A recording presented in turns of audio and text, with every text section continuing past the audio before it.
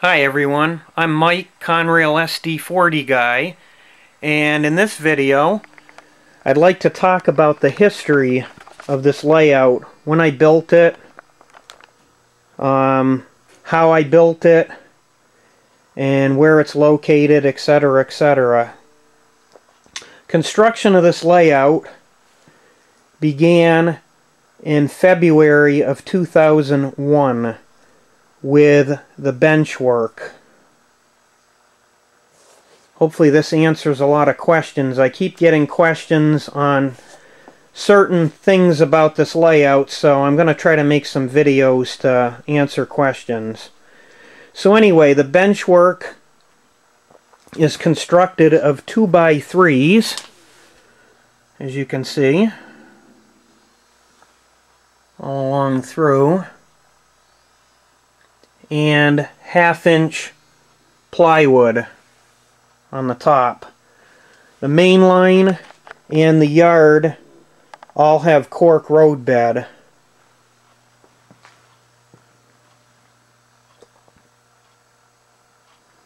So I spent about a month and a half building the bench work, and there's been some modifications that have gone on over the years, and we'll talk about those in a bit. But first of all, the first piece of track, which was this section right in here, and this section, were laid on March 18th, 2001. And what's kind of ironic about this is on June 18th of 2001, you could actually run a train around the entire layout. There were certain areas that were not finished yet, like certain sections of the yard side that I use over in here, but you could actually run a train around the layout. And the last piece to go into service was this lift-out bridge, which I gotta tell you, I hate it. And I'll talk about that more in another video. Originally, this high section over here to the layout was not here. It was actually basically this that ran around the poles and back over there, which was bad, because if you ever had a derailment, which I never did, it would have gone right to the floor.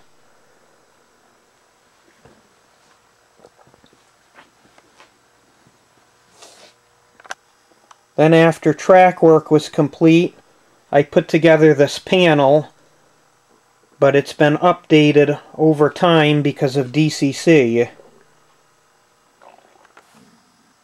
So this upper section here was built in 2002, around February of 2002, after the train show, because that's where this bridge came from, and the tower over there.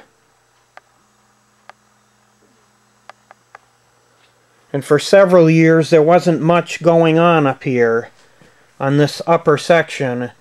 It wasn't until 2 years ago, I think it was, when I redid this to make it as it is now, which is definitely a vast improvement over what it was, which wasn't much. There's a little city scene here, which I'm looking in the possibility of putting some backdrops up to separate the scenes to make this work better. Unfortunately, this is not a very big area. This is in my basement, as you can tell, by the cement wall, the fuel tank. So this is in an area that's approximately 23 feet long, starting there to here, and it's about 11.5 feet wide, complete from this area here to the wall over there. For those of you that do not know and have asked me, this is an HO scale layout. So there's not a lot of room, actually. This layout basically consists of two main lines, as you've seen in my other videos, and we have a couple interlocking crossovers right here on the top part and in the yard. Let's have a look. There's one crossover there, and another crossover here. We've thinned out some cars because it was getting out of control and it was kind of gridlock. When I built this layout originally, it was built for DC, hence all the switches, which kind of was a wiring nightmare to some regards, and I'll show you. Actually, let's have a look under the layout. I tried to make it as neat as I could.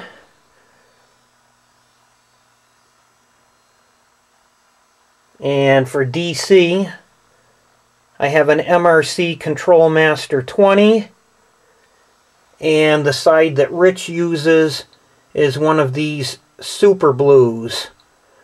Unfortunately for the Super Blue, it's only good for about 2 amps.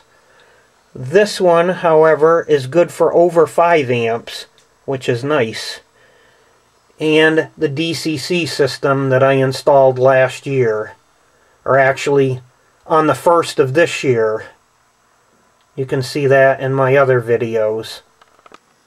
So basically, in summary, not much major has happened to this layout since 2002. We've made a few changes here to this section, which I don't like, and we're going to change it again.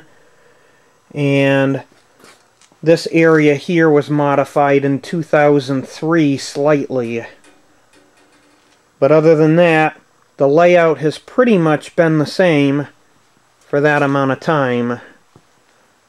Oh, and there's the stupid light bulb that you noticed in the other video from Friday night. It looked like there was a thunderstorm going on over here because the bulb was junk. So, that's basically it as far as the history of the layout goes. So to recap again, 23 feet by about 11.5 wide. The tables are 42 inches wide from here back to the wall.